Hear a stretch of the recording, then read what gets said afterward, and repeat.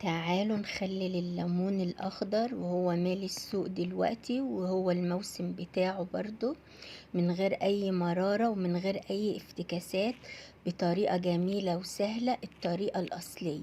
صلوا على النبي عليه أفضل الصلاة والسلام. الليمون بتاعنا مستوي وتلات ارباع سوا، ولا هو بقى مهري ولا هو أي حاجة. زي ما انتوا شايفين الليمون بتاعنا حاجة كده، بسم الله ما شاء الله، حاجة كده خمسة قمر. فيديو جميل وبسيط ويستاهل بقى انكم تحطوا لايكات كتير كتير، وتشجيع بقى، واشتراك للقناة، وتفعيل الجرس ليصلكم كل جديد من شمس النهار. صلوا على النبي عليه افضل الصلاة والسلام. شايفين المخلل بتاعنا وجماله حاجة كده قمر، والتسوية بتاعتنا 10/10. والحفظ بتاعه هقول لكم على طريقة الحفظ بتاعه. تابعوا معايا الفيديو وصلوا على الرسول عليه الصلاة والسلام، واذكروا الله، ألا بذكر الله تطمئن القلوب. تعالوا بقى كده نبدأ الفيديو بتاعنا.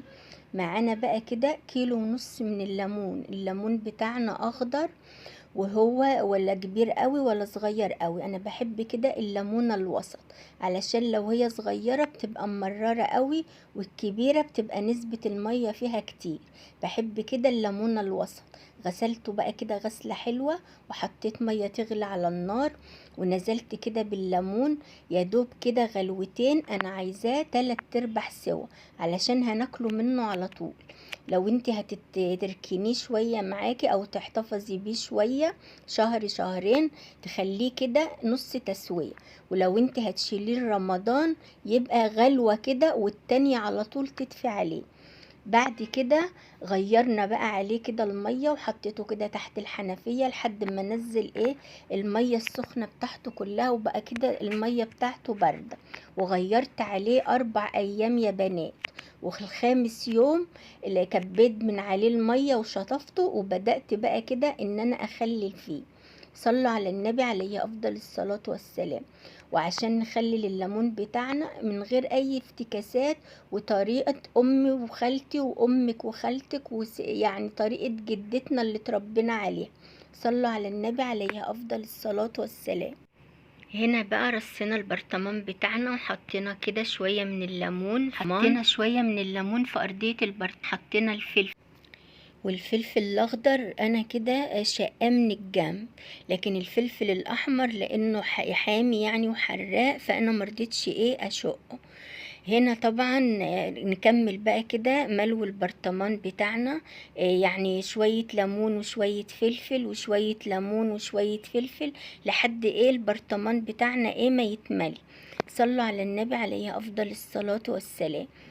يا رب تكونوا في خير وفي احسن الاحوال. وحشتوني كتير من اخر فيديو. طبعا هنا طبعا احنا عارفين المخللات شيء اساسي في البيت، ما ينفعش البيت يبقى ما فيهوش مخللات. تعالوا بقى هنا نعمل اساسيات بقى المخلل بتاعنا او الليمون بتاعنا. معانا بقى كده المية بتاعتنا مغلية، وكنت مبرداها. هنحط بقى فيها كده اساسيات المخلل، وهي معلقة السكر والملح ومعلقة خل. وطبعا لو هتحطي توم ماشي، ولو عايزة تحطي بقى هريسة شطة حطي، بس انا حبيت اخلي الليمون كده بطريقة امي الله يرحمها. هنا انا بحط الملح بالبركة زي امي بالظبط، وبدوق كده الحدق بتاعه. وطبعا لما دقته لقيته محتاج شوية ملح، حطيت كمان معلقة. المخلل لما بيكون ملحه مظبوط بيكون كده حلو، لكن لما بيكون ملحه قليل طبعا بيعمل ريم كده، ويبقى عامل بياض كده على الوش. ولما يكون طبعا ملحه زايد ملوش علاج، لازما كده تخلي الملح كده مظبوط. هنا بقى بنقلب كده البرطمان بتاعنا، وبرده خليته كده شوية على الرخامة يرد كده لبعضه، المية تنزل يعني لتحت كده لليمون كله يشرب منها.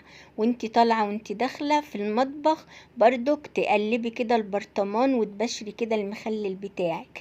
هنا كان عندي شوية فلفل برضو، قلت بقى لما اعمل برطمان فلفل كده لوحده بينفع برضو يا بنات جنب الطعمية وجنب الفول، ولما بنكونوا كده محبشين اكل يعني بصراحة بيفتح النفس. انا بحب مخلل الفلفل في التلاجة.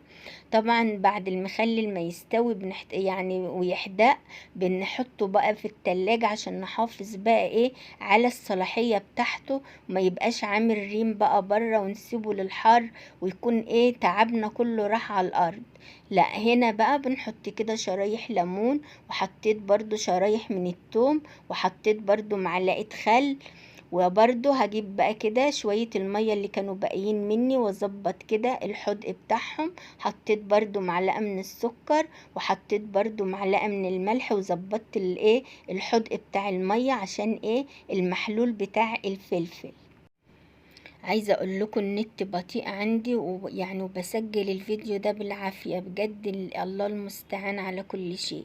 بعد كده هنجيب اكياس بقى تلاجة كده ونحكم حلق البراطين بتاعتنا عشان ايه الهوا ما يدخلش منها ويبوظ لنا بقى ايه كده المخلل اللي احنا شقيانين فيه وتعبانين فيه. هنا خلاص كده حدقنا المخلل بتاعنا بعد 4 ايام بالظبط يا بنات، والمخلل بره التلاجة على الرخامة. شايفين كده بقول لكم الفلفل كده اصفر ازاي؟ طالما الفلفل كده اصفر ولونه بقى كده جميل يبقى المخلل بتاعنا استوى. تعالوا كده نفتح عليه ونشوفوا كده جمال وحلاوة المخلل بتاعنا.